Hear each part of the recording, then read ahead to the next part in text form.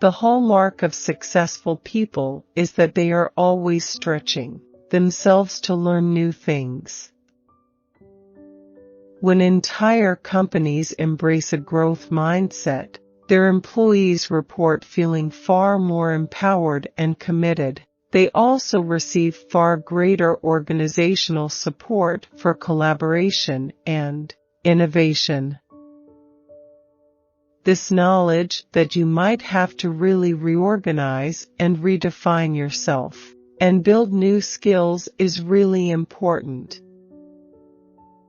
Most experts and great leaders agree that leaders are made, not born, and that they are made through their own drive for learning and self-improvement.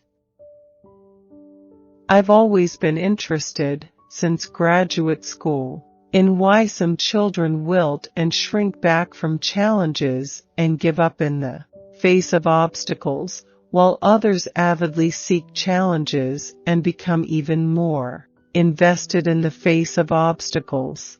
So this has been my primary question for over 40 years. Everybody who's been successful has gotten lots of help and input from many, many people. I'm such an egghead. There is a long history of research showing that people are overconfident about their abilities. But it turns out that people in general are not overconfident about their abilities. People with a fixed mindset are overconfident. I loved everything. I loved sciences and I loved humanities. But ultimately, I felt that in the humanities, you're writing about things that already exist. But in the sciences, you're discovering things that no one has known before. Ultimately, I chose psychology because it seemed to combine science with things that I like to think about. When there's a setback, someone with a fixed mindset will start thinking, maybe I don't have what it takes. They may get defensive and give up. A hallmark of a successful person is that they persist in the face of obstacle, and often, these obstacles are blessings in disguise. Everyone is a mixture of fixed and growth mindsets. You could have a predominant growth mindset in an area, but there can still be things that trigger you into a fixed mindset trait. When I was in graduate school, I became very interested in why some kids took on challenges and were able to bounce back from setbacks, whereas others shy away from difficulty and really crumble when they hit failures. I became fascinated with people who had that kind of courage to take on challenges. I was very invested in being smart and thought to be smart was more important than accomplishing anything in life.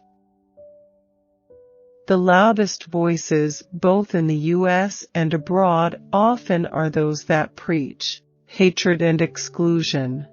But hatred and exclusion will not bring employment. I teach a freshman seminar every year, and we delve very, very deeply into their mindsets. They read scientific articles, but we also focus on what their mindset is, and they learn to recognize when they are in more of a fixed mindset, because we're all a mixture. Males and females can both have a fixed mindset about math and science, but it hurts girls more because they are on the negative end of the stereotype. The wrong kind of praise creates self-defeating behavior. The right kind motivates students to learn. Children love this idea that their brain is like a muscle that gets stronger as they use it. Praise your child explicitly for how capable they are of learning rather than telling them how smart they are.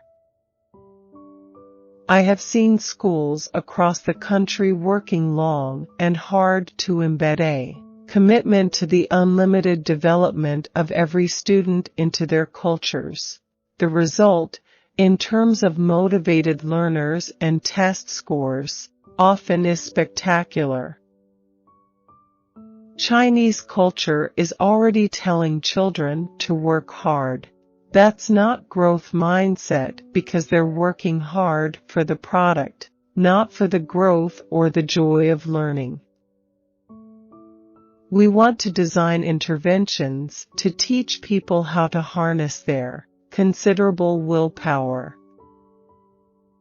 You can't just declare that you have a growth mindset. Growth mindset is hard. People often confuse a growth mindset with being flexible or open-minded or with having a positive outlook, qualities they believe they've simply always had. My colleagues and I call this a false growth mindset. Unproductive effort is never a good thing. Scholars are deeply gratified when their ideas catch on, and they are even more gratified when their ideas make a difference, improving motivation, innovation, or productivity, for example. But popularity has a price. People sometimes distort ideas and, therefore, fail to reap their benefits.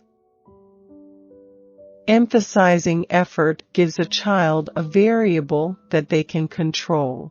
They come to see themselves as in control of their success. Emphasizing natural intelligence takes it out of the child's control, and it provides no good recipe for responding to a failure. Creating organizations that value a growth mindset can create contexts in which more people grow into the knowledgeable, visionary, and responsible leaders we need. As human beings, it is natural for us to pick up signals about what is valued in our environment and to want to embody those values.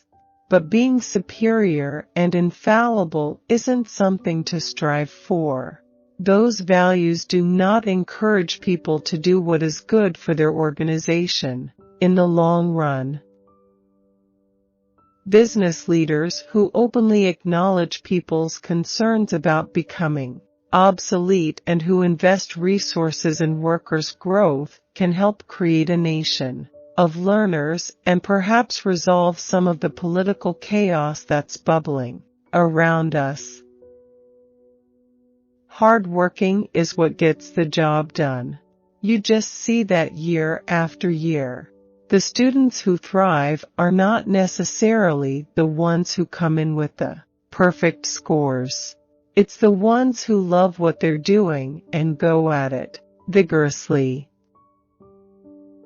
Do you think it is possible to increase your intellectual ability? For decades, I have studied the power of this belief to become reality and watched as the concept of maintaining a growth mindset has taken root in education and parenting circles.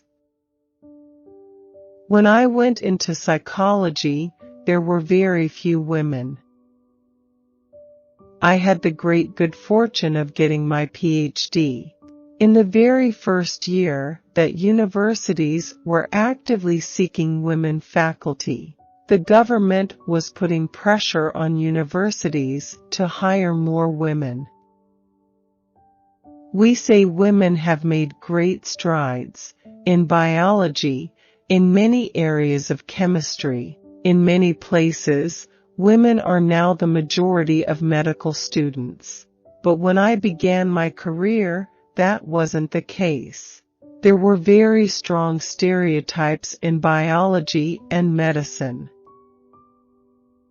Some students start thinking of their intelligence as something fixed, as carved in stone. They worry about, do I have enough? Don't I have enough? What we found was that the greater proportion of process praise, the more likely the child was to have a mindset 5 years later that welcomed challenges and that represented traits as malleable, not a label you were stuck with. Our message to parents is to focus on the process the child engages in, such as trying hard or focusing on the task, what specific things they're doing, rather than, "You're so smart. You're so good at this." Although it's never too late to change, what you do early matters.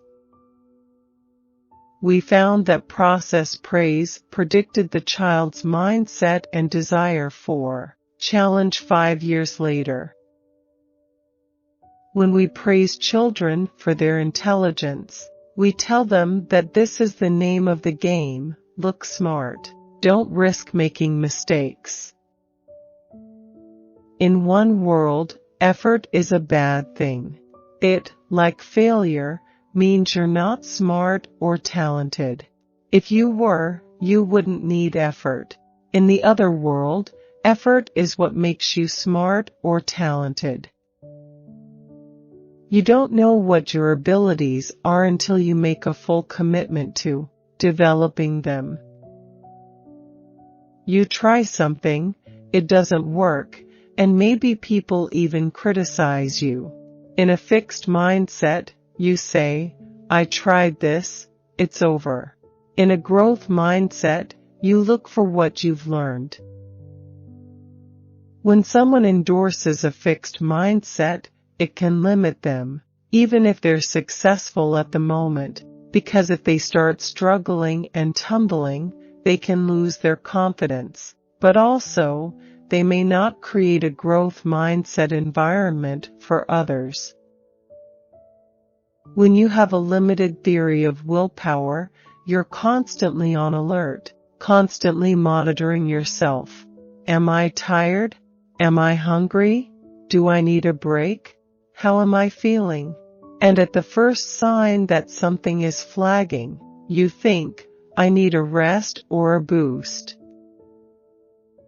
We're not saying people don't need fuel for strenuous work. They just don't need it constantly. People have many more resources at hand than they might think. With a fixed mindset, you're so worried about how smart or talented you are. You don't take on challenges. You don't try new things. Maybe you don't know how to do something at work. Instead of asking the boss or seeking someone as a mentor, you might not want to show them your ignorance. So, you're depriving yourself of this learning and mentorship.